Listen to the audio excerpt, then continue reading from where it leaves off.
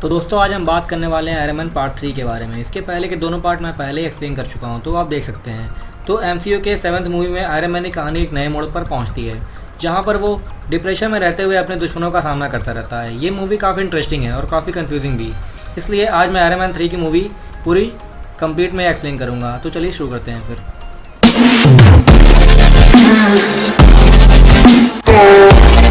Movie की शुरुआत में हमें 1999 का टाइम दिखाया जाता है। उस वक्त टोनी स्टार्क एक टेक्निकल कॉन्फ्रेंस अटेंड करने के लिए स्विट्जरलैंड गया हुआ था। वहाँ उसकी मुलाकात एक माया हैंडसन नाम की साइंटिस्ट से होती है। माया ने एक्सट्रीमिस्ट नाम का एक ऐसा फॉर्मूला बनाया हुआ था जो कि किसी भी लिविंग ऑर्गेनिज्म को रीजनरेट और इन्हांस कर सकता था, लेकिन उसके इस फॉर्मूले में अभी भी कुछ कमियां थी, इसलिए वो टोनी से हेल्प मांगती है। फिर उसी रात टोनी और माया से एल्ड्रिच किलियन नाम का एक साइंटिस्ट भी मिलता है जो एडवांस आइडिया मैकेनिक्स कंपनी का मालिक था। वो टोनी और माया को अपनी कंपनी ज्वाइन करने का ऑफर देता है। टोनी किलियन को बोलता है वो उस कंपनी में इंटरेस्टेड है और उससे मिलने का झूठा वादा करके वहाँ से चला जाता है। फिर टोनी की इस हरकत से किलियन को बहुत बुरा लगता है और वो उसका दुश्मन बन जाता है। और दूसरी तरफ टोनी माया का भी साथ छोड़कर भाग जाता है, इसलिए वो भी उससे बहुत नाराज होती है और मिया फिर किलियन की कंपनी ज्वाइन कर लेती है और अपने रिसर्च को मिलकर आगे बढ़ाती है। फिर एक्सट्रीमिस्ट की वजह से किलियन का हैंडीकैप सही हो जाता है और वो बहुत पावरफुल हो जाता है। फिर किलियन दूसरे अपाही लोगों का भी इलाज करना शुरू कर देता है, लेकिन जिनकी बॉडी एक्सट्रीमिस्ट को एक्सेप्ट नहीं करती वो लोग बॉम्ब की तरफ फट जाते हैं। इधर माया और किलियन एक्सट्रीमिस्ट को सुधारने में लगे रहते हैं और दूसरी तरफ टोनी स्टार्क न्यूयॉर्क में लोकी के हमले से बहुत परेशान था और उसने अपनी सेफ्टी के लिए कई सारे एडवांस्ड आर्मर बना लिए थे, लेकिन फिर भी उसे बार बार घबराहट के दौरे पड़ रहे थे। इसी दौरान अमेरिका में मैंड्रीन नाम का एक आतंकवादी तबाही मचाना शुरू कर देता है और वो कई जगहों पर बॉम्ब ब्लास्ट करवाता है।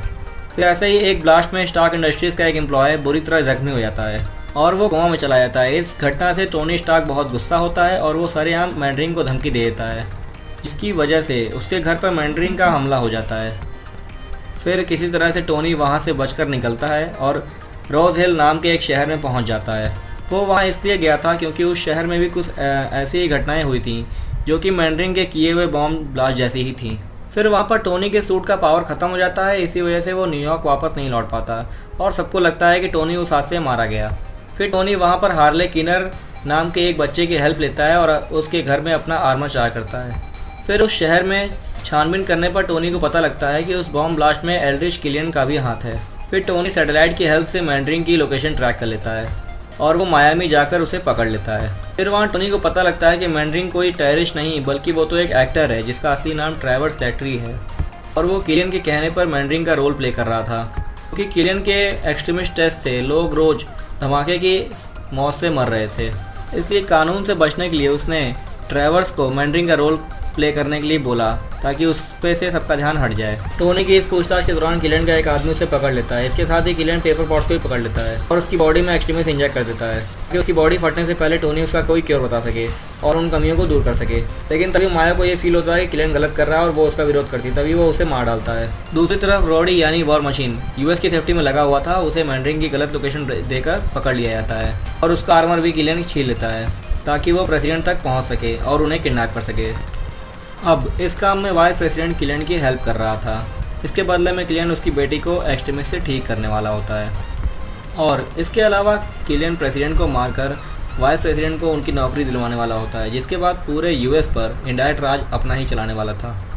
फिर किलियन अपने एक आदमी को रॉडी का आर्मर पहनाकर प्रेसिडेंट के पास भेजता है और वो उन्हें किडनैप कर लेता है। उधर टोनी और रॉडी किलियन की पकड़ से छूट जाते हैं और वो दोनों उस जगह पर पहुँचते हैं जहाँ पर प्रेसिडेंट को कैद करके रखा गया था और इसी जगह पर पेपर भी कैद थी। वहाँ पे किलियन और उसके सोल्जर्स प्रेसिडेंट को मारने वाले थे। तभी टोनी अपने प्रोग्राम जार्विस की हेल्प से अपने सारे आर्मर को वहीं बुलवा लेता है, जो कि वहाँ के सभी सोल्जर्स को मारना शुरू करते हैं। अब रोडी वहाँ से प्रेसिडेंट को लेकर निकल जाता है और टोनी पेपर पॉट्स को बचाने की कोशिश करता है, पर वो बहुत ऊंचाई से नीचे आग में गिर जाती है।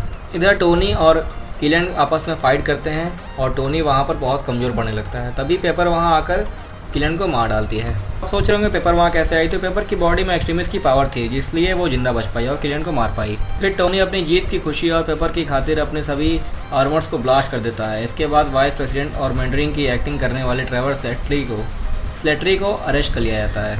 टोनी भी कुछ एक्सपेरिमेंट्स के बाद पेपर की बॉडी से एक्सट्रीमिस्ट को निकालने में कामयाब हो जाता है।